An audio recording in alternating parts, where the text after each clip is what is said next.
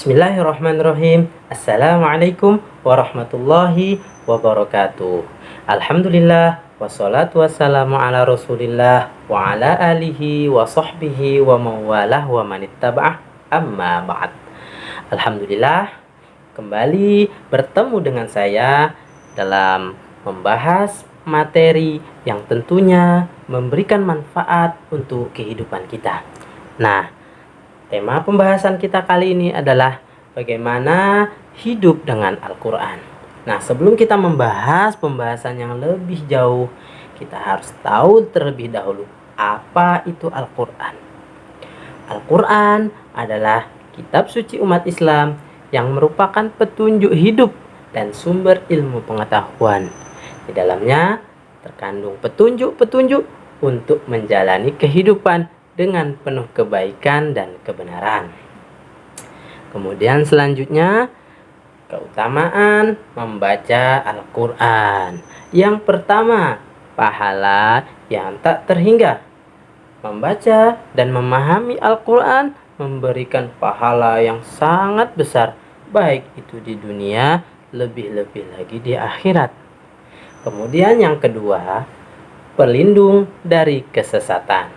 Al-Quran adalah petunjuk hidup yang melindungi kita dari kesesatan dan membimbing kita menuju kebenaran. Kemudian yang ketiga, Al-Quran sebagai penyembuh hati dan jiwa. Nah, dengan membaca Al-Quran tentu dapat menjadikan penyembuh hati dan jiwa kita yang sedang sakit, memberikan ketenangan dan kedamaian. Nah, kemudian, mengapa kita harus belajar Al-Quran? Nah, yang pertama, karena itu merupakan kewajiban kita sebagai seorang muslim. Kita sebagai seorang muslim tentu memiliki kewajiban untuk mempelajari dan mengamalkan ajaran Al-Quran. Kemudian yang kedua, menjaga identitas sebagai seorang muslim. Al-Quran adalah identitas utama umat Islam.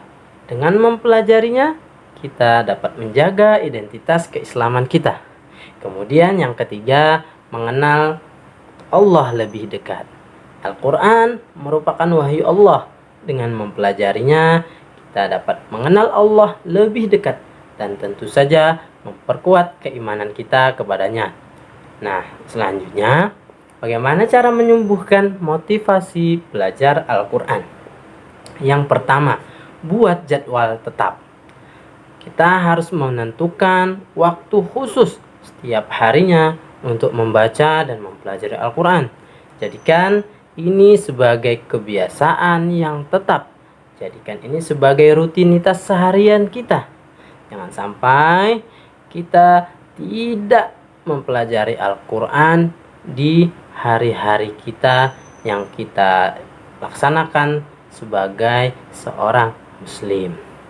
Kemudian yang kedua, bergabung dengan kelompok belajar. Nah, bergabung dengan kelompok belajar Al-Quran ini tentu saja akan menumbuhkan motivasi dan memberikan semangat, dukungan untuk kita supaya kita bisa terus belajar Al-Quran. Kemudian yang selanjutnya, bagaimana tips untuk mempelajari Al-Quran dengan baik? Yang pertama, mulailah dengan niat yang ikhlas. Setiap pembelajaran harus kita niatkan dengan penuh keikhlasan. Dan tentu saja niat itu hanya didasari semata-mata karena Allah Subhanahu wa Ta'ala. Kemudian yang kedua, pahami maknanya. Selain membaca, usahakan untuk memahami kandungan dari ayat-ayat Al-Quran. Ini akan memberikan pembelajaran yang lebih bermakna karena kita memahami apa yang kita baca. Kemudian yang ketiga, terapkan dalam keseharian kita. Ajaran Al-Quran harus selalu diaplikasikan dalam kehidupan.